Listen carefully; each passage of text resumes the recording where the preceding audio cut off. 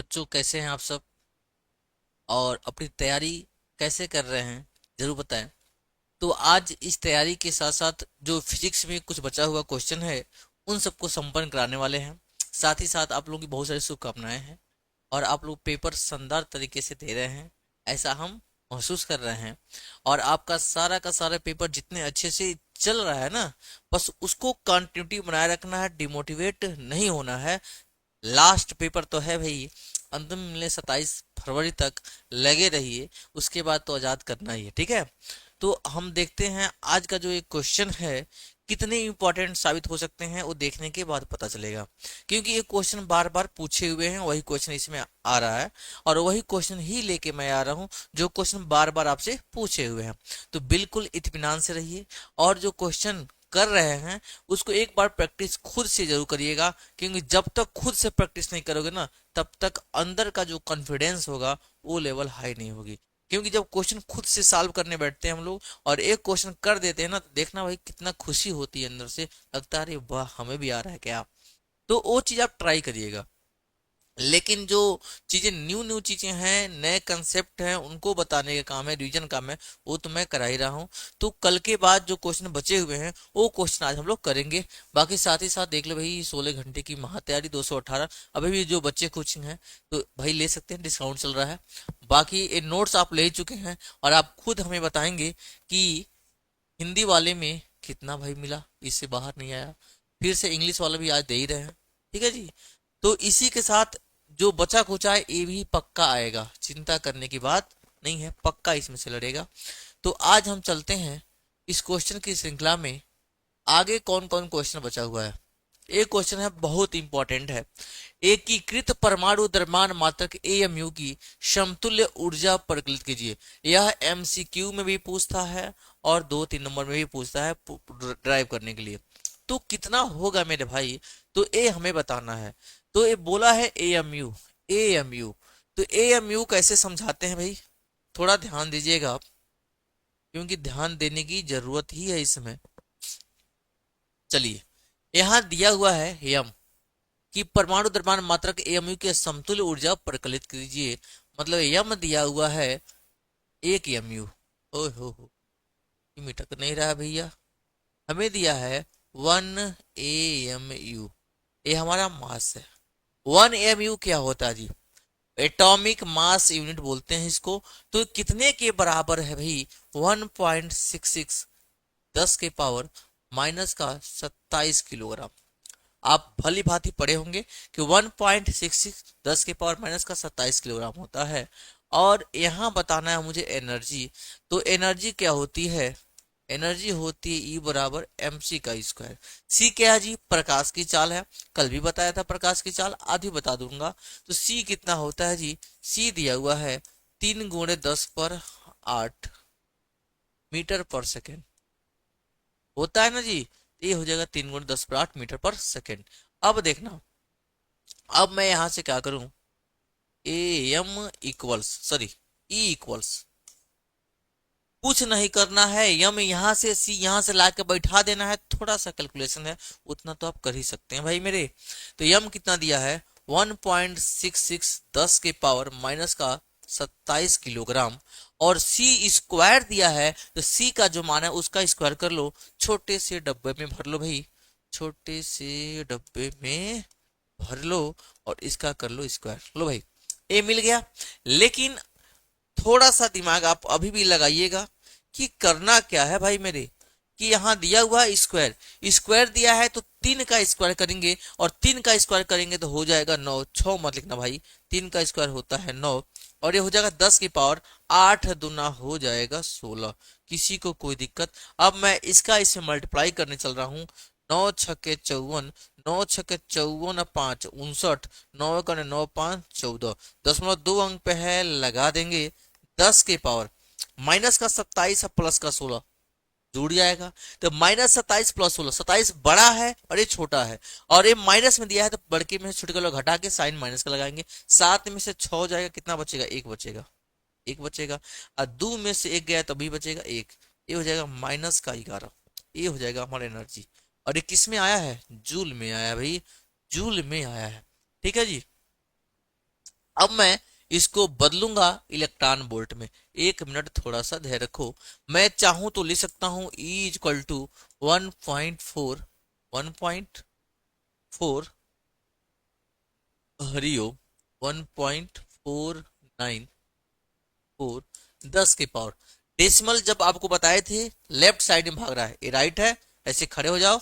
तो इस साइड में दाहिना है, इस साइड में बायां है। तो बाएं साइड में दशमलव भागेगा तो पावर क्या होता है, एक बढ़ जाता है। तो 4 पे है, एक दशमलव यहाँ भागेगा, यानी 1.4 हो रहा है। तो पावर एगो बढ़ जाएगा, हो जाएगा 10 के पावर -11, एक तो बढ़ जाएगा +1, और ई बराबर हो जाएगा 1.49 इंटू 10 के पावर -10, और ये क्या हो जाएगा, जूल। किसी को कोई दिक्कत हो तो फिलहाल बताएं भाई। यहाँ तक कोई दिक्कत नहीं होनी चाहिए। ई पूछा हुआ है, एम दिया है, सी हमें पता है, ला के वैल्यू पुट कर लेंगे। अब हमें बताना है इसको इलेक्ट्रॉन वोल्ट में। इलेक्ट्रॉन वोल्ट में बदलने के लिए जूल को जब इलेक्ट्रॉन वोल्ट में बदलते हैं तो 1.6 10 के पावर -19 जूल पर इलेक्ट्रॉन वोल्ट से डिवाइड करते हैं भैया। Now E equal to 1.49 into 10 के पावर -10, यहाँ हो जाएगा 1.6 10 के पावर -19। कोई दिक्कत हो तो बताएं। 1.6 10 के पावर -19, ये इलेक्ट्रॉन की वैल्यू है। अब डिवाइड कर लेते हैं। डिवाइड करेंगे तो भैया कैसे करेंगे, डेसिमल एक प्लेस पे डेसिमल को डेसिमल खत्म कर लेंगे। यहाँ हो जाएगा 14.9 अपान में 16। एक डेसिमल 10 से गुणा किया, यहाँ हो जाएगा, अरे भैया रुक जाओ रुक जाओ, ये हो जाएगा 1 पॉइंट से यहाँ पहुंचा, ये यहाँ पहुंचा, 16 हो गया। 10 के पावर -10 और ये ऊपर जाएगा 10 के पावर +19। फाइनली ई आ जाएगा 16 नामा 144। कितना होगा जी, 16 नामा 144, 0 पॉइंट हो जाएगा, जाएगा नहीं 14 में। 16 का भाग 16 नामा होता है 144, 16 नामा होता है 144। कितना बचेगा, 4। 4 के बाद हो जाएगा कितना जी, एक मिनट, 16 नामा 144, ये है 149, बचेगा 5, 5 बचेगा 0 50, 16 तिया हो जाएगा 48। फिर कितना बचेगा, 2 20, 16 करने 16, 0.931 इंटू में 10 के पावर 19 -10, 10 के पावर कितना हो जाएगा जी, 9। 19 में से 10 गया, कितना बचेगा, 9 बचेगा। यहाँ तक उम्मीद करते हैं आपको अच्छे से समझ में आया होगा भाई, मेरे अच्छे से समझ में आया होगा। कोई बात नहीं, नहीं आएगा फिर बताएंगे, घबराने की बात नहीं है। इक्वल टू, देखो 9.31 है, मैं क्या कर सकता हूं, इसको डेसिमल पूरा खत्म कर दे रहा हूं, पूरा डेसिमल क्या कर रहा हूं, खत्म कर दे रहा हूं। तो यानी 1000 से गुणा 931, ठीक है, इंटू में 10 के पावर, जब यह इधर भगेगा है, 10 के पावर 9 है, 10 के पावर 9 है। तो अगर आप इसको लिखना चाहते हो भैया पूरा डेसिमल हटा के, तो पावर क्या होता है आपको पता है। जब इसको लिखोगे तो डेसिमल जब इधर जाता है, जब डेसिमल इधर जाएगा तो पावर प्लस होगा, और जब डेसिमल इधर जाएगा तो पावर माइनस होगा। 1 2 3 अंक गया है, 10 के पावर हो जाएगा -3, और 10 के पावर हो जाएगा 9। फाइनली हमारा आंसर मिल चुका है 931 इंटू 10 के पावर 6 इलेक्ट्रॉन वोल्ट। 931 इंटू 10 के पावर 6 इलेक्ट्रॉन वोल्ट, या इसी को मैं लिख सकता हूं ई बराबर होगा 931 मेगा इलेक्ट्रॉन वोल्ट। मतलब 10 के पावर 6 को मेगा बोलते हैं, क्या बोलते हैं भाई, मेगा बोलते हैं। -6 को माइक्रो और +6 को मेगा बोलते हैं। तो इस तरह से हमारा डेरिवेशन कंप्लीट होता है। एक बार सरसरी निगाहों से आप देख लीजिए, तब मुझे बताइए कैसा आ रहा है।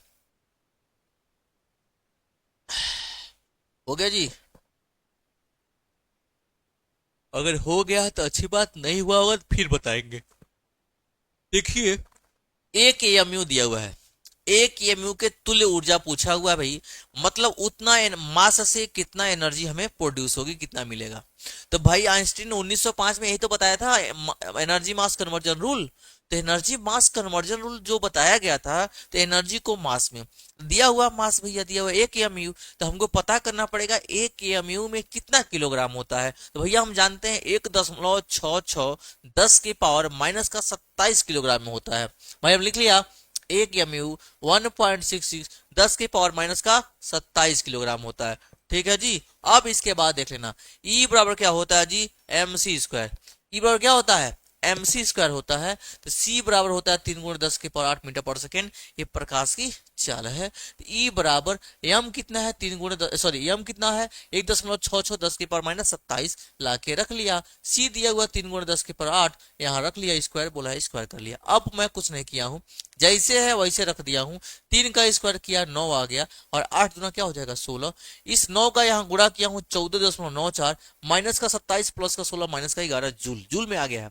अब बात आती है जूल में नहीं, मुझे इलेक्ट्रॉन वोल्ट में चाहिए। जब इलेक्ट्रॉन वोल्ट में चाहिए तो भैया हमने कल बताया था, आज ही बता रहा हूं, जब भी जूल को इलेक्ट्रॉन वोल्ट में कन्वर्ट करना होगा तो 1.6 इंटू 10⁻⁻19 जूल पर इलेक्ट्रॉन वोल्ट से मल्टीप्लाई कर लेना भाई। तो भाई ले लो ले लो ले लो, कहां गया ये वाला। अब डेसिमल 1 प्लस ला दिया, माइनस से आ रहा है प्लस 1 हो गया, जब उधर जाता है तो प्लस, इधर जाएगा तो माइनस, +1 हो गया है। डेसिमल 1 प्लस और भगाए हैं 4 के उधर, तो भैया 2 प्लेस में था 1 प्लेस में कर लिए, पावर एगो बढ़ जाएगा, माइनस का 10 जूल आ गया है। जैसे मिला, अब मुझे चाहिए इलेक्ट्रॉन वोल्ट में, किस चाहिए जी, ये हो गया इलेक्ट्रॉन वोल्ट में। अब जितना आंसर आएगा सब इलेक्ट्रॉन वोल्ट में आएगा, सब इलेक्ट्रॉन वोल्ट में आएगा, सब इलेक्ट्रॉन वोल्ट में आएगा। लास्ट में जब आया है तो देखे हैं 10⁻6 है, 10⁻6 को बोलते हैं मेगा, ये हो जाएगा mega electron volt, mega electron volt. चलिए कवर कर लीजिए। इसके बाद का जो न्यूमेरिकल है, देखो भाई एक छोटा सा क्वेश्चन है, निम्नलिखित में से सम न्यूट्रॉनिक युग्म है, सम न्यूट्रॉनिक।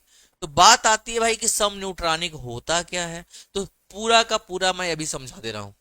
ये ले लो, ये ले लो। सबसे पहले समझाऊंगा सम न्यूट्रॉनिक, सम न्यूट्रॉनिक। अब दो दिया हुआ इसमें, अगर दोनों में किसकी भैया, अगर दोनों में न्यूट्रॉनों की संख्या सेम होगा वही हमारा हो जाएगा सम न्यूट्रॉनिक। समझ में आए कि नहीं, सम न्यूट्रॉनिक कौन होगा, जिसमें न्यूट्रॉनों की संख्या क्या होगी, सेम होगी। जिसमें भी न्यूट्रॉन सेम होगा दोनों में। तो बात आती है सर न्यूट्रॉन निकालेंगे कैसे, यहां सुन लो भाई, ZXA यह हमारा होता है कोई भी एलिमेंट यानी कि तत्व, ये होता है परमाणु क्रमांक, परमाणु क्रमांक, और ये होता है एटॉमिक मास, परमाणु द्रव्यमान। ठीक है, देखो जब भी न्यूट्रॉनों की संख्या पूछेगा तो होता है क्या जी, A माइनस का Z। ए ध्यान से सुनना, न्यूट्रॉनों की संख्या होता है A माइनस का Z। और मैं कहा था कुछ भी नहीं पता हो तो, फार्मूला नहीं याद किए हो तो भैया ऊपर वाला माइनस का नीचे वाला, जब ऊपरा दिया है उसमें नीचे वाला माइनस कर देंगे, तो ऊपर वाला माइनस नीचे वाला A माइनस का Z, वही तो लिखा हुआ भाई। तो मैं इसके अंदर निकालता हूं, इसके अंदर न्यूट्रॉनों की संख्या निकालता हूं।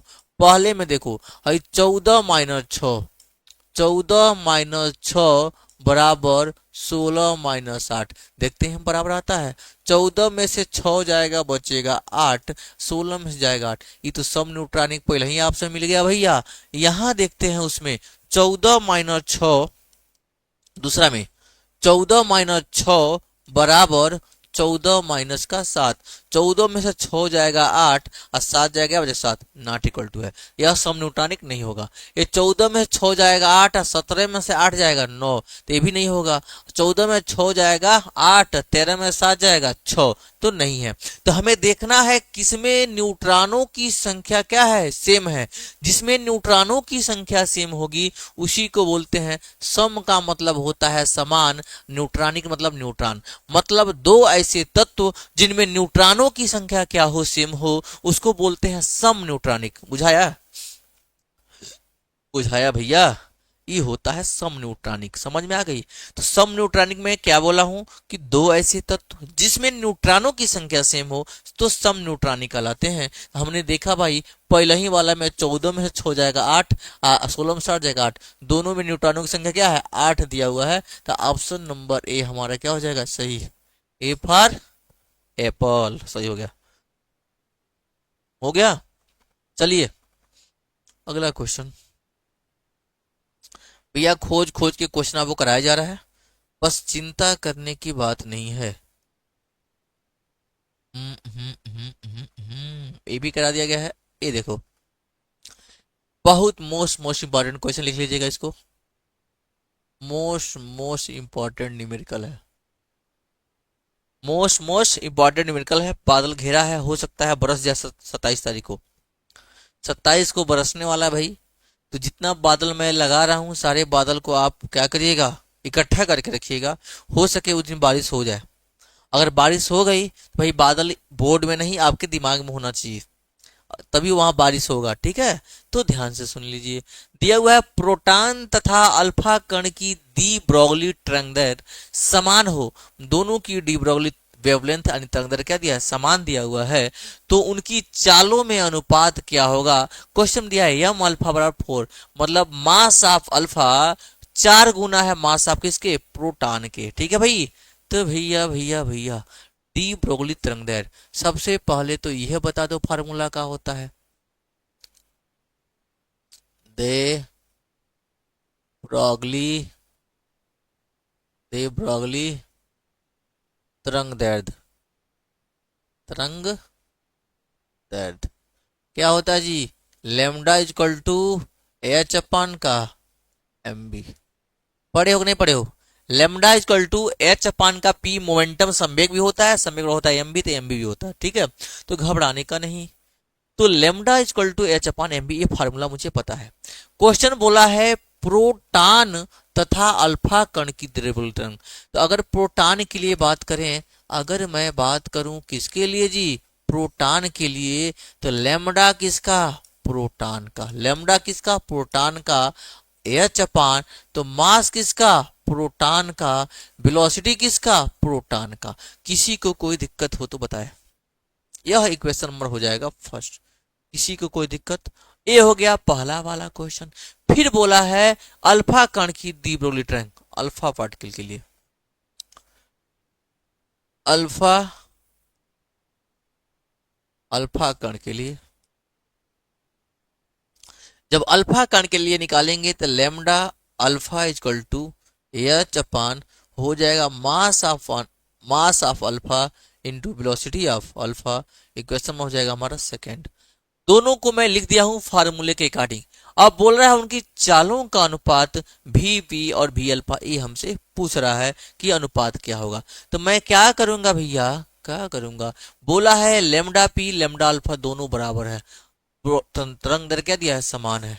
तो प्रश्नानुसार बात करूंगा भाई, प्रश्नानुसार, प्रश्नानुसार।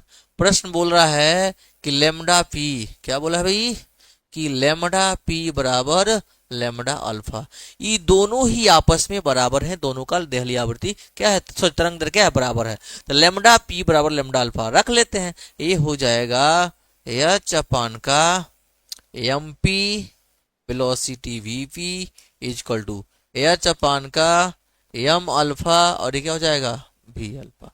कोई दिक्कत, प्यार से देखो भैया, हई एच से हई एच क्या हो जाएगा, कट जाएगा। क्रॉस मल्टीप्लाई करेंगे, इसको यहां भेज रहे हैं, उसको वहां भेज रहे हैं। चलो भाई,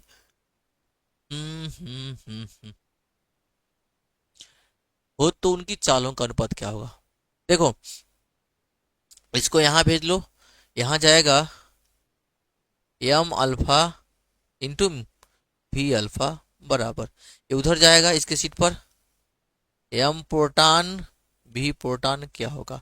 अब क्वेश्चन ने कुछ हमसे बोल रखा है, जहां एम अल्फा दिया हुआ है वहां 4 मासा प्रोटॉन लिख लो, बस कहानी खत्म। जहां एम अल्फा दिया हुआ है वहां क्या रख लोगे जी, रख लेते हैं। चूंकि एम अल्फा बराबर 4 गुणे मास ऑफ प्रोटॉन, यहीं से कहानी हो गई खत्म, बाय बाय टाटा। ध्यान से सुनो जो बोला है। तो भैया अगर मैं चाहूं तो यहां से इसको यहां भेज दूं, तो थोड़ा थोड़ा सा मैं सिखा दूं आपको। तो भैया यम अल्फा है क्या जी, यम अल्फा है ये मास ऑफ प्रोटॉन, उसको उधर भेज देंगे, नीचे हो जाएगा मास ऑफ प्रोटॉन। कोई दिक्कत, इज इक्वल टू, अब हो जाएगा ये क्या दिया, वेलोसिटी ऑफ प्रोटॉन, वही पहले प्रोटॉन, नीचे वेलोसिटी ऑफ, ये अल्फा इधर आ जाएगा वेलोसिटी ऑफ अल्फा, यही बताना है। तो यम अल्फा के जगह पर देखो, यम अल्फा के जगह पर 4 गुणे मास ऑफ प्रोटॉन लिखोगे तो ये हो जाएगा 4 गुणे मास ऑफ प्रोटॉन, निचवा हो जाएगा mass of proton equal to velocity of proton velocity upon alpha. Proton वाले से प्रोटॉन घट खत्म हो गया। यहाँ देखो mass of velocity of proton upon velocity of alpha equal to 4/1, यही आ गया। चाहो तो और इसको सुदृढ़ तरीके से लिख सकते हो। कैसे भैया मेरा? तो यहाँ ध्यान से सुन लेना, यहाँ ध्यान से सुन लेना। अर्थात अर्थात देखो, velocity of proton ratio velocity of alpha equal to 4:1, 4:1 भैया। ये ले लो, ये ले लो भैया। Velocity of proton upon velocity of alpha equal to 4 क्या होता है? 1 होता है। एक बार सरसरी निगाहों से देख लीजिए, एक बार सरसरी निगाहों से देख लीजिए इसको, तो फिर मैं बता दूं, तो फिर मैं बता दूं। हो गया, एक बार देख लीजिए। देखिए क्वेश्चन बहुत ही शानदार है, कैलकुलेशन कुछ है ही नहीं है इसमें। कैलकुलेशन नाम से तो भाई वैसे वर्जित है, ये कैलकुलेशन आपको करना ही नहीं है। बस खाली फार्मूला पुट कर लेना है, जो कट पिट गया उसको काट देना है। अपने मन से कुछ करना ही नहीं है। जैसे जैसे वो बोल रहे हैं वैसे वैसे इनकी बातों सुन लीजिएगा बस, और कुछ अपने मन से नहीं करना है। ये ले लो। अब ध्यान से सुन लेना एक बार फिर से मेरे प्यारे रसगुल्ले। दिया है दी ब्रोगली तरंगदैर्घ्य। दी ब्रोगली तरंगदैर्घ्य होता है lambda equal to H upon का पी। पी बराबर होता है एम इंटू वी।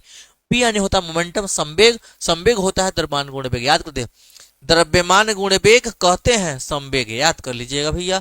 तो लेमडा पी एच पान में एम पी वी भी हो गया। इसी इक्वेशन से मैं बनाया, इक्वेशन नंबर फर्स्ट हो गया। फिर अल्फा के लिए निकालूंगा तो लेमडा अल्फा एच तो सेम है भैया, एम अल्फा वी अल्फा हो जाएगा, इक्वेशन सेकेंड हो गया। अब कह रहा है क्वेश्चन दोनों का तरंग दैर्घ्य आपस में इक्वल है, तो प्रश्नानुसार lambda p equal to lambda alpha. प्रश्न बोल रहा है, मैं नहीं बोल रहा हूं, प्रश्न बोला मैंने रख दिया। दोनों की वैल्यू निकाला हूं, ला के मैं रख दिया, यस से यस कट गया।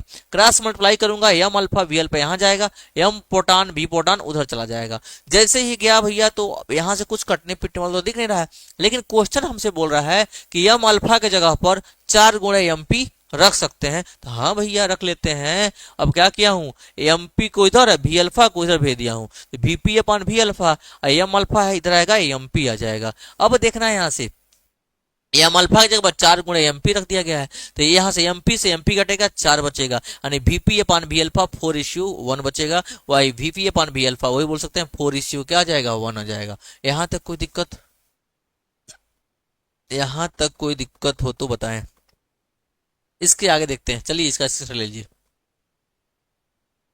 इसके आगे कौन सा क्वेश्चन है भाई? डेरिवेशन है, बीच बीच में थोड़ा डेरिवेशन भी होना जरूरी है। देखो भाई क्वेश्चन कितना लगातार पूछा हुआ है। बोल रहा है तरंगाग्र से क्या तात्पर्य है, हाइगेंस के तरंगाग्र संबंधी सिद्धांत की व्याख्या करके परावर्तन के नियमों की व्याख्या करिए। भैया ये मोस्ट मोस्ट इंपॉर्टेंट है, मोस्ट मोस्ट इंपॉर्टेंट है। फिर बोला हाइगेंस के द्वितीय तरंगाओं का सिद्धांत समझाइए, इसके आधार पर प्रकाश के प्रवर्तन की व्याख्या की। हर बात में प्रवर्तन की व्याख्या, प्रवर्तन की व्याख्या ही पूछा हुआ है। तो प्रवर्तन की व्याख्या बताने के लिए तो थोड़ा समय आपको एक चीज बता दूं कि परावर्तन होता क्या है। तो परावर्तन आपने पढ़ा है कि जब कोई प्रकाश की किरण किसी चमकदार सतह पर आपतित होता है, आता है, तो उससे टकरा कर उसी माध्यम में वापस लौट के चला जाता है। प्रकाश की इस घटना को प्रकाश का परावर्तन कहते हैं। बाउंसिंग का होता है, रिटर्निंग बैक हो जाता है, जैसे टकराएगा रिटर्न होके चला आता है। अगर परावर्तन नहीं होता तो भैया आप हमें देख नहीं पाते। समझ में आ गया? कोई भी ऑब्जेक्ट दिखाई दे रहा है तो प्रकाश के परावर्तन की वजह से ही दिखाई दे रहा है। प्रकाश का परावर्तन नहीं होगा तो ऑब्जेक्ट मुझे दिखाई नहीं देगी। तो परावर्तन का बहुत बड़ा रोल है। तो प्रकाश के परावर्तन के कितने नियम है? 2 नियम है। और 2 नियम है कौन कौन जी? पहला जी आपतित किरण, परावर्तित किरण और आपतन बिंदु पर अभिलंब तीनों एक ही तल में होते हैं। और दूसरा नियम उन्होंने क्या बताया था? आपतन कोण साइन सॉरी आपतन कोण और प्रवर्तन कोण हमेशा आपस में बराबर होते हैं। यह है प्रवर्तन का दूसरा नियम। तो कह रहा है भैया अगर दिमाग लगा के ये दोनों प्रूव कर लेंगे तरंग के रूप में, इन दोनों को प्रूव कर लेते हैं I = R, तो आपका भी बेरा हो जाएगा पार। तो चिंता करने की बात नहीं है। चल रहे हैं अब हम इसी को प्रूव करने। समझ में आया कि नहीं आया? ठीक है, आते हैं। देखो भाई, तो तरंगाग्र क्या है? तो तरंगाग्र कुछ नहीं है, नया चीज नहीं है। तरंगाग्र एक समान कला में मूव कर रहे तरंगों का, जो तरंग है मूव कर रहे हैं, उनके बीच में जो खींचा गया जो रेखा होती है वही एक काल्पनिक रेखा है। तरंगाग्र एक प्रकार का काल्पनिक रेखा है जो समान रूप से कंपन करते हुए तरंगों के तरंगों की दिशा को क्या करता है, खींच के बनाया जाता है।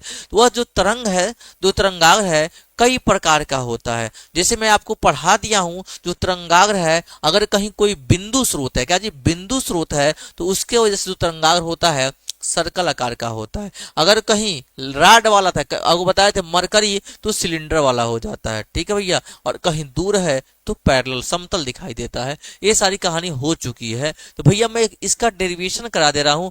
डेरिवेशन बहुत आसान है, डेरिवेशन बहुत आसान है। पहले मैं फिगर समझाऊंगा, फिगर समझ में आ जाएगा तो भैया आप कमेंट करके बताइएगा कि सर जी फिगरवा तो बुझा गया, आगे बताइए। तो ध्यान से सुनिएगा फिगर। सबसे पहले ये देखो, ये है हमारा कोई समतल पृष्ठ, और इस समतल पृष्ठ पर आ रही हैं प्रकाश की किरणें। कहा आ रही हैं जी? प्रकाश की किरणें। और वह प्रकाश की किरण तरंग के रूप में आ रही है। वह प्रकाश की किरण तरंग के रूप में आ रही है। देखना यहां से, ये ऐसे आ रही थी, ये आया भैया, ऐसे आ रहा था। इसका नाम है ए और इसका नाम क्या है बी। ध्यान से सुनना, यह तरंग के रूप में आ रही थी। जैसे दोनों आई तो पहले ए टकरा जाएगा। जैसे ए टकराएगा, क्या बोल रहे हैं, जैसे ए टकराएगा तो इसका हो जाएगा परावर्तन, तो इसका हो जाएगा भैया मेरे, और इसका हो जाएगा परावर्तन। लो भाई, हो गया परिवर्तन। जब तक ये इधर जाएगा तब तक कुछ समय लगेगा, ये भी यहां से आ ही रहा होगा। थोड़ा सा भैया कलर चेंज कर समझा दें, ये वाला ए है। हम्म, हम्म, हम्म। तब तक ये यहां से इधर पहुंचेगा। किसी को दिक्कत? तो हम लोग क्या करेंगे कि मीडियम सेम है। मीडियम क्या है जी? सेम है। मीडियम हमारा क्या है जी? एक के जैसा है। तो वेलोसिटी क्या होगा? सेम होगा। वेलोसिटी क्या होगा? सेम होगा। टाइम क्या होगा? टी होगा। तो टी समय में जितना बी यहां पहुंचेगा ए डैश के पास, कहां पहुंचेगा? ए डैश पहुंचेगा। उसके बाद इसका भी हो जाएगा रिफ्लेक्शन, ऐसे निकल जाएगा। तो ए हो जाएगा, ए बी आ रहा था, यहाँ एक नॉर्मल ड्रा करते हैं, ये है हमारा नॉर्मल। ठीक उसी प्रकार यहाँ भी एक नॉर्मल करते हैं, ये हो जाएगा हमारा नॉर्मल। अब ध्यान से सुनना, इसके बाद करना क्या है। आप इंच पटरी लिए होंगे, कंपास लिए होंगे, लंगड़ा प्रकार जैसे बोलते हैं लिए होंगे, पेंसिल लगा लेना। अब मैं कह रहा हूं कि पहले माध्यम में जितने समय में यहां से यहां टी समय में चला, टी समय में कहा पहुंचा यहाँ, तो उतना ही समय में यह बी ए वाला कहीं और पहुंच गया होगा। जितने समय में यह बी यहां से यहां पहुंचा, उतना ही समय में यह टकरा करके इधर कहीं पहुंच गया होगा। तो सेम समय में सेम दूरी तय करेगा। तो मैं ऐसे करके नाप लूंगा कि कितना लंबा है, और यहाँ एक आर्क बना दूंगा। क्या बना दूंगा? आर्क बना दूंगा, और इसी आर्क से ऐसे मिला दिया जाएगा। ठीक है, इसी आर्क से इसको मिला दिया जाएगा। किसी को कोई दिक्कत नहीं होनी चाहिए। बात समझ में आया कि नहीं आया भाई? एज फिगर बन गया। अब मुझे बात करेंगे कि इसका नामकरण करें। ई हो जाएगा बी डैश। क्या हो जाएगा जी? ई हो जाएगा बी डैश। चलो, ये हो जाएगा बी डैश। इस तरह से हमारा फिगर बन के हो गया है तैयार। फिगर बन के हो गया है तैयार। तो मुझे प्रूव करना है। यहाँ सबसे पहला बात दिमाग में लगाइएगा, एंगल आई बराबर एंगल आर। अगर प्रूव करने में हम सक्षम हो जाते हैं तो कहेंगे भैया बाय बाय टाटा। देखो, यह एंगल होता है आई। यह एंगल क्या होगा जी? आई होगा।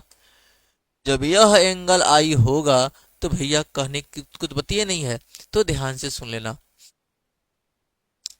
जो ए एंगल है, ए की भी कितना होता है जी? आई। और इस वाले में यह एंगल है, ये कितना होता है जी? आर। समझ में आ गई? अब कहोगे सर समझाइए कहां से आया। तो भैया मैं बताया हूं पहले कहां से आई आया है, कहां से आई आया है। लेकिन एग्जाम में दिमाग ज्यादा लगाने की जरूरत नहीं है।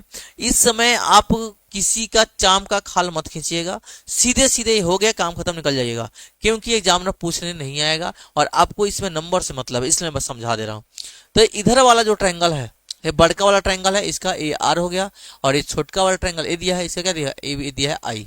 तो ये आई हो गया और क्या हो जाएगा, आर हो जाएगा। तो दो त्रिभुज लिया जाएगा। तो दो त्रिभुज है, यहां देख लेना। ए बी कितना होगा, 90 डिग्री, और ये भी कितना हो जाएगा, 90 डिग्री। दोनों ही 90-90 पे है। कहोगे तो बता दूंगा भैया मेरे, हाई पूरा हो जाएगा आई, तो ये हो जाएगा हाई 90 माइनस का आई, 90 माइनस का आई। फिर से कहोगे कि हाई कितना हो जाएगा पूरा, हाई कितना हो जाएगा, देखो ये पूरा 90 होगा ना, इस पे दिया हुआ है। नॉर्मल ड्रा किए हुए हैं, जब नॉर्मल ड्रा किए हैं तो ये पूरा 90 होगा। जब ये पूरा 90 होगा, यहाँ से यहाँ तक हो जाएगा 90। तो भैया हम कहेंगे सर हाई तो आई है, यहाँ से इधर गया है तो आर है, तो कैसे निकालेंगे, 90 माइनस 90 माइनस आई, कैसे हो जाएगा जी, इस पूरे में से घटा लो। 90 माइनस, हमको पता है आई होगा, तो 90 माइनस आई, आई माइनस 90 माइनस हे क्या होता है जी, 90 माइनस आई प्लस का, ऐसे निकालते हैं जी, दिमाग मत खराब करो, बस जान जाओ, ठीक है जी, ऐसे निकाल लीजिएगा। तो दो त्रिभुज है, एक ए बी ए डैश और एक A B dash A dash, दोनों को आप क्या दिखा दो, कांगुरेंसी दिखा दो। अगर कांगुरेंसी दिखा देते हो तो संगत कोण कहोगे, आई बराबर क्या हो जाएगा जी, आर हो जाएगा। दोनों समझ में आया है कि नहीं आया है, और यहां तक आ गया तो बताओ, केवल केवल फिगर समझना था, नहीं आया होगा तो फिगर फिर समझा दूंगा, चिंता करने की बात नहीं है, फिगर का ही गेम है, ठीक है भाई। तो फिगर समझ में आ गया तो लाइट आपको समझ में आ जाएगा, ध्यान रखिएगा, क्योंकि सारा गेम किसका है जी, फिगर का ही है, ठीक है जी। फिगर आ गया, तो अब मैं त्रिभुज को सर्वांगसम दिखाऊंगा। तो सर्वांगसम समझने के लिए ज्यादा दिमाग नहीं लगाना, थोड़ा सा दिमाग लगा लीजिएगा, तुरंत ही हो क्या होगा, आ जाएगा। देखो मैं लिखूंगा त्रिभुज, नाम देखो A B dash A dash, त्रिभुज A B dash A dash, और त्रिभुज ए बी ए डैश में, दोनों में मैं बात करूंगा, थोड़ा सा आप ध्यान रखिएगा। तो थोड़ा मैं इरेज कर दूं, थोड़ा फिगर बार साफ सुथरा दिखे, ठीक है जी। भाई इसको हटा दिया जाए, ठीक है जी, फिगर थोड़ा आपको साफ सुथरा दिखे, ठीक है। हम्म, ठीक है। चलो अब इसको मिला देते हैं, ए लिख लो। अब ए वाला एंगल हमारा आई है, तो त्रिभुज A B dash A dash, A B dash A dash में देखो, दोनों में ए डैश कॉमन है, इसमें भी है और इसमें भी है। ए डैश बराबर ए डैश उभय निष्ठ बोलोगे, क्या बोलोगे जी, उभय निष्ठ है, उभय निष्ठ हो गया। साथ ही देखो, अभी मैं आपको बताया हूं समान समय में चली गई जो दूरियां होती हैं, दूरी बराबर, चलो पहले बता ही दे रहा हूं, इधर बता दे रहा हूं। देखो B A dash, B A dash बराबर ए बी डैश, बराबर ए बी डैश। अब क्योंकि ये क्या है, दूरी है, दूरी बराबर क्या होता है जी, चाल गुणे समय, ये दोनों हो जाएगा वीटी, इक्वेशन का हो जाएगा फर्स्ट।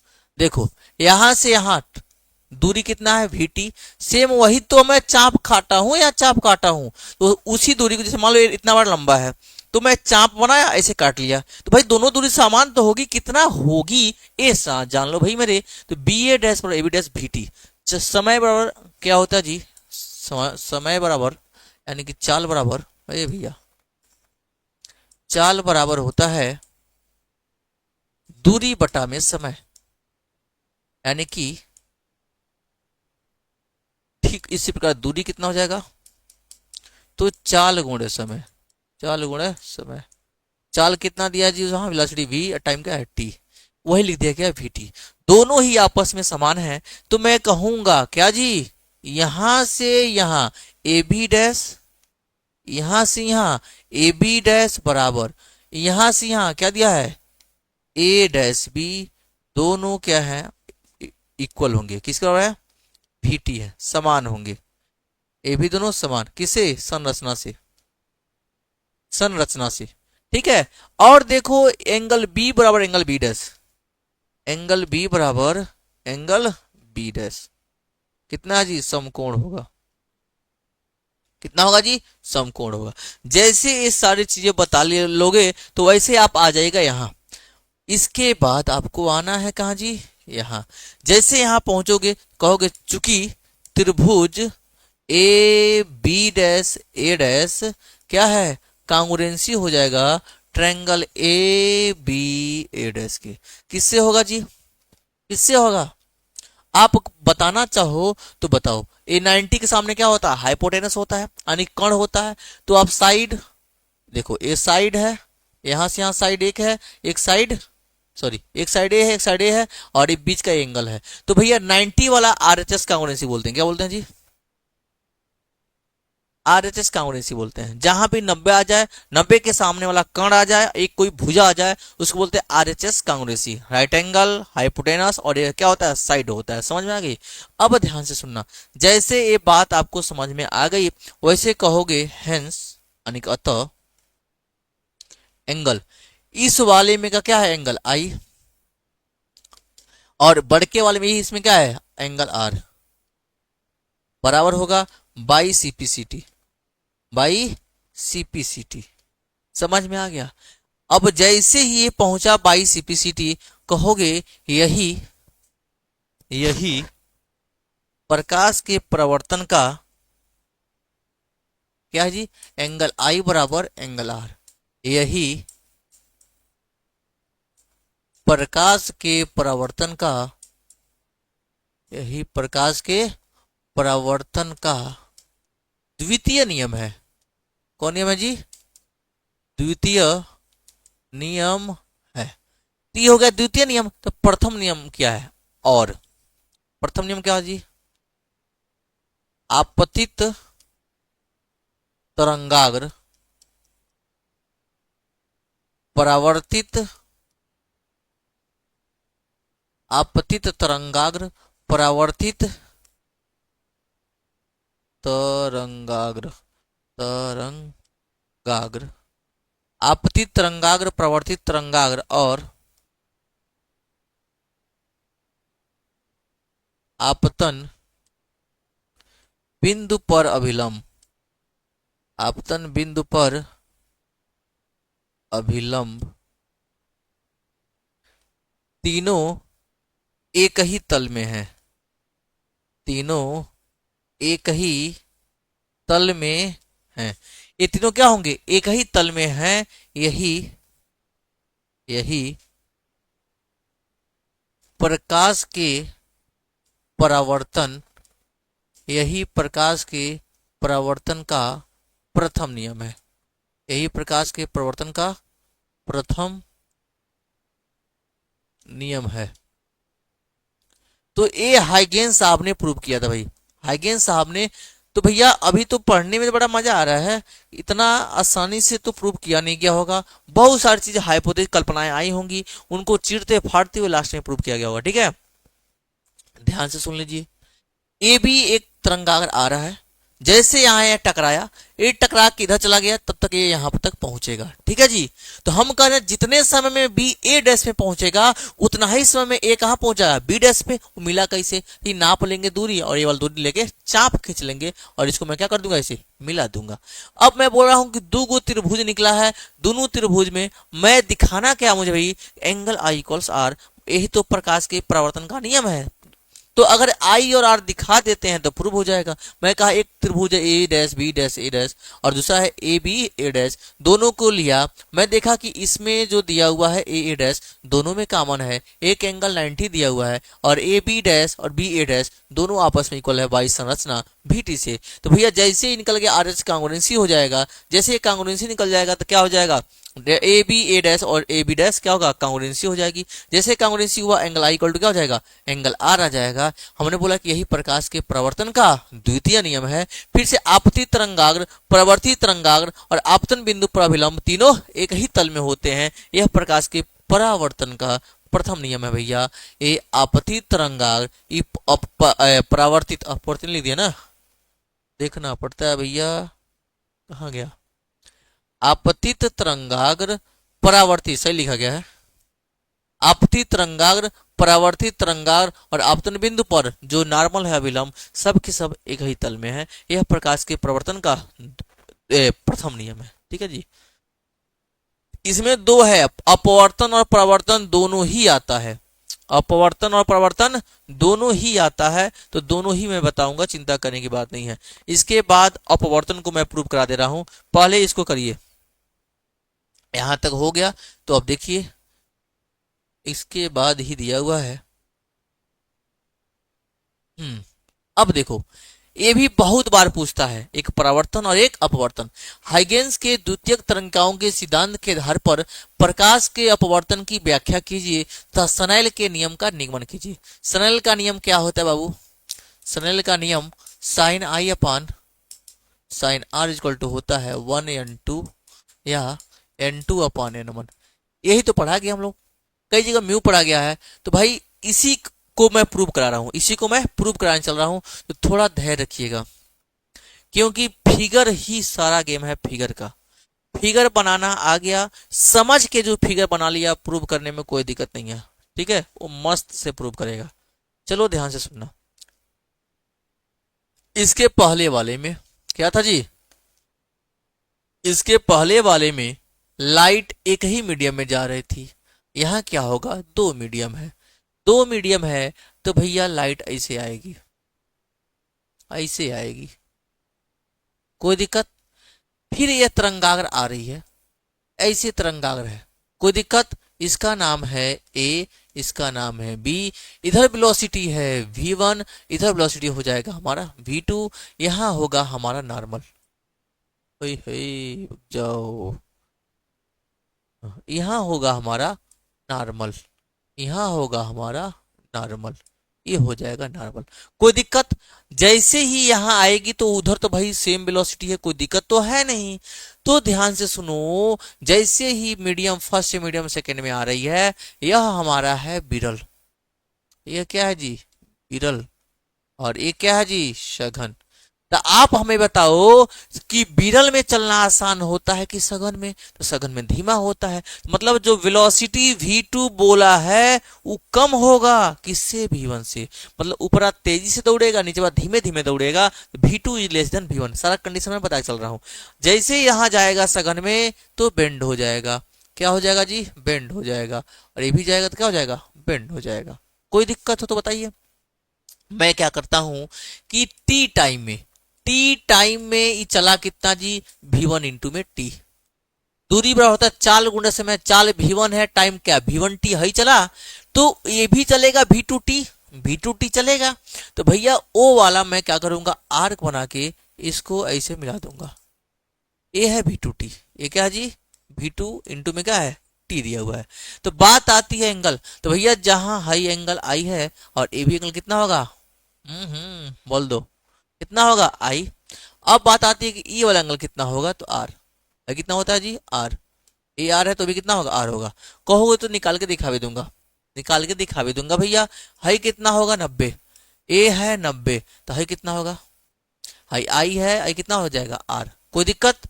अब ध्यान से सुनना, इसके बारे में कोई जानकारी नहीं है, इसके बारे में कोई जानकारी नहीं है, तो बताओ पूरा हाई क्या है? 90, इतना दिया है आर, तो हो जाएगा 90 माइनस आर।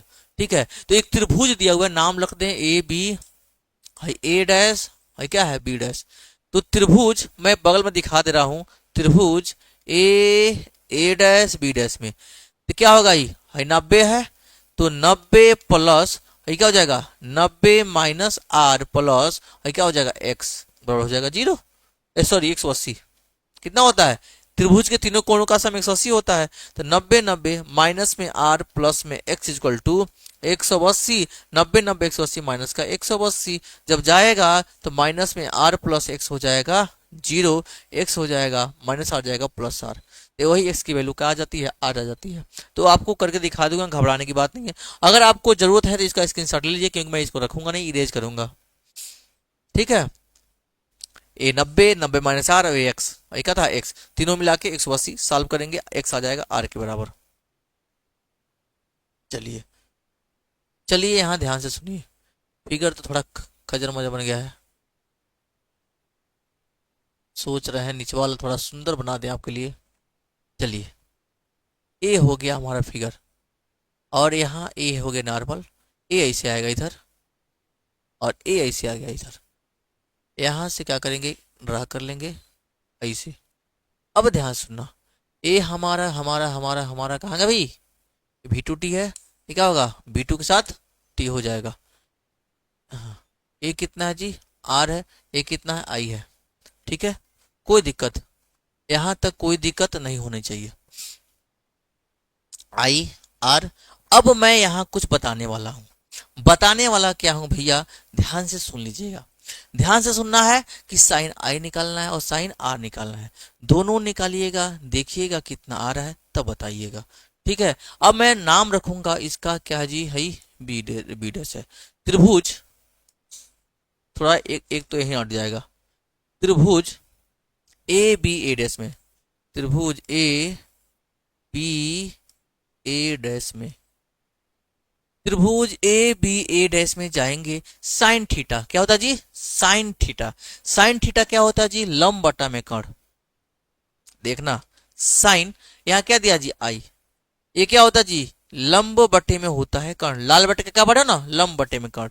तो इसके लिए जाओगे है तो लंब हो जाएगा ए डैश बी, लंब हो जाएगा ए डैश बी, कर्ण हो जाएगा ए डैश, कर्ण हो जाएगा ए डैश, यानी कि हमारा साइन में आई आ जाएगा ए dash B, A dash B को वैल्यू क्या है V1 इंटू में टी, V1 इंटू में दिया हुआ टी, और निचवा हो जाएगा ए के साथ ए डैश, इक्वेशन नंबर क्या हो जाएगा फर्स्ट, ए हो जाएगा पहले वाले त्रिभुज से।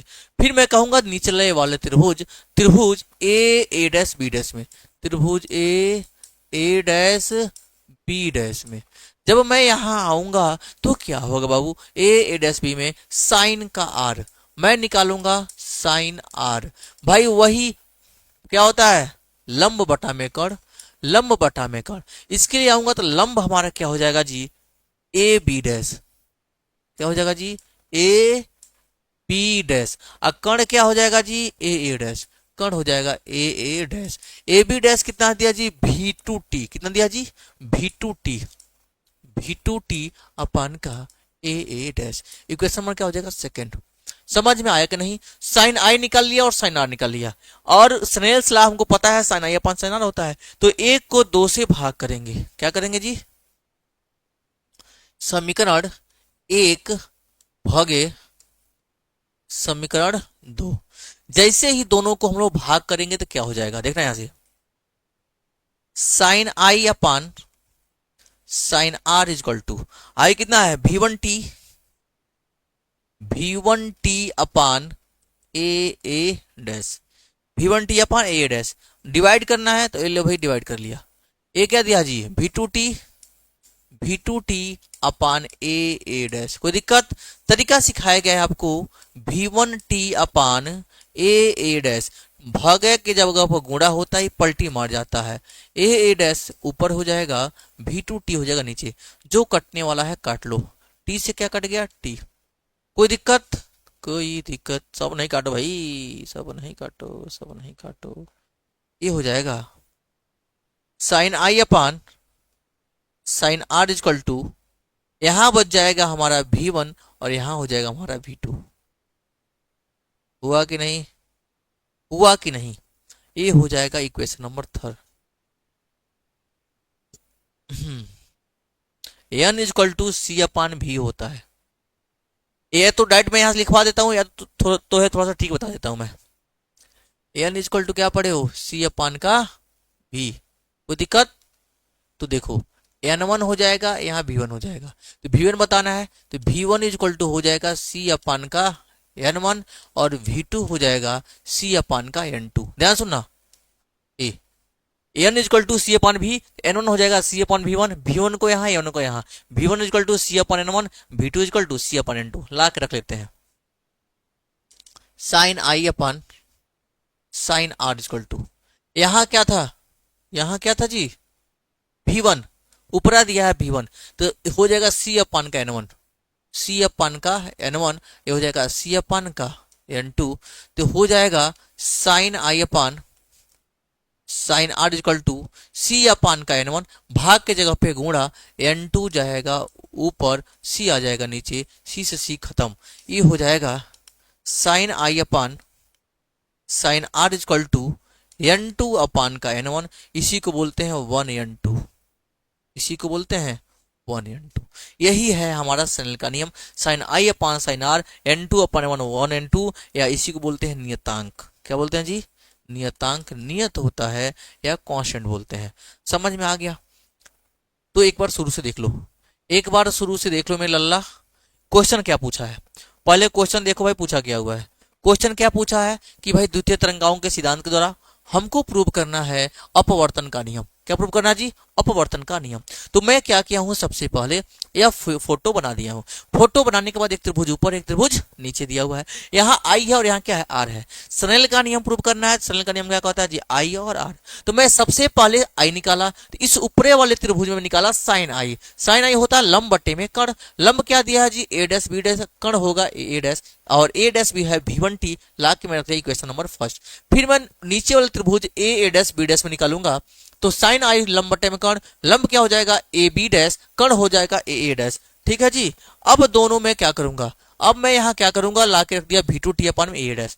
मुझे पता है दोनों का डिवीजन चाहिए, sine upon sine I upon sine R, यही है स्नेल का नियम। एक को दो से भाग कर लिया, V1T अपान ए डैश, भाग कर लिया V2T अपान ए डैश। मुझे पता है अगर यहाँ भाग है तो भाग की जगह पर गुणा पलटी मार जाता है भैया, V1T ए डैश, भाग के जगह गुणा ए डैश ऊपर, V2T नीचे आ जाएगा। हाई कट गया, टी से हमारा टी कट गया, हाई नहीं कटा है भैया, भी नहीं कटा हुआ है। अब देखो V1 बटे में क्या बच गया, V2। अगर पढ़े हो गए पूरा रूल तो यही लिख लो नियतांक, यही क्या हो जाएगा, नियतांक हो जाएगा। लेकिन मैं इसको भी प्रूव कर दिया हूँ V1 अपन V2 को कि N2 अपन N1 आएगा कि नहीं आएगा। N इक्वल टू होता है C अपन V, तो N1 हो जाएगा C अपन V1, N2 हो जाएगा C अपन V2। तो यहाँ से V यहाँ चला जाएगा, N1 यहाँ, V1 C अपन N1, V2 C अपन N2, ला के रख लेंगे C अपन N1 C अपन का N2, C अपन N1 पलटी मारो, N2 अपन का C हो जाएगा, C से C कैंसिल आउट हो जाएगा, N2 अपन का क्या हो जाएगा जी, N1 हो जाएगा। तो sine I upon sine R हो जाएगा N2 अपान का N1, इसी को बोलते हैं 1N2 या नियतांक। यह है बाबू स्नेल का नियम। ये क्या है जी, स्नेल का नियम। उम्मीद करते हैं आपको पूरा का पूरा समझ में आया होगा, कोई दिक्कत नहीं होगी। आप बताओ ये पूरा समझ में आया कि नहीं आया। तो भैया इस तरह से लगभग लगभग हम लोग का सारा क्वेश्चन हो चुका है, ये तो बता चुका हूं, ठीक है, कुछ ये भी बता चुका हूं, एक दो न्यूमेरिकल और बच रहा है। ठीक है, तो एक चीज काम करिए, तो करेंगे क्या, सरसरी निगाहों से पढ़ चुके हैं आप, एक बार देख लीजिएगा फिगर कैसे बनाना, इसे यूं यूं वैसे यूं करते करके आगे बढ़ जाइएगा। क्योंकि आपको क्विक रिवीजन करना है, क्विक रिवीजन करना है कि एक बार दिमाग में क्लिक आ जाए, हाँ ऐसे करना है इसको। तो इसमें दिमाग क्या लगाना भैया, दुगो त्रिभुज है, ऊपरा वाला में साइन आई, नीचे वाला में साइन आर, दोनों को भाग कर लेना, खत्म कहानी। समझ में आया, ऊपर V1T नीचे V2T, बस थोड़ा सा दिमाग लगा करिएगा, मैं पक्का गारंटी देता हूं थोड़ी सी भी दिक्कत नहीं होगा करने में। ठीक है मेरे रसगुल्ला, तो फिर आप क्या करेंगे, और भी सारे जो भी क्वेश्चन हैं करते रहिए, बाकी मैं 27 तारीख तक कराता रहूंगा। ठीक है, तो इसी के साथ मिलते हैं हम नेक्स्ट वीडियो में, तब तक के लिए धन्यवाद। Okay, thank you.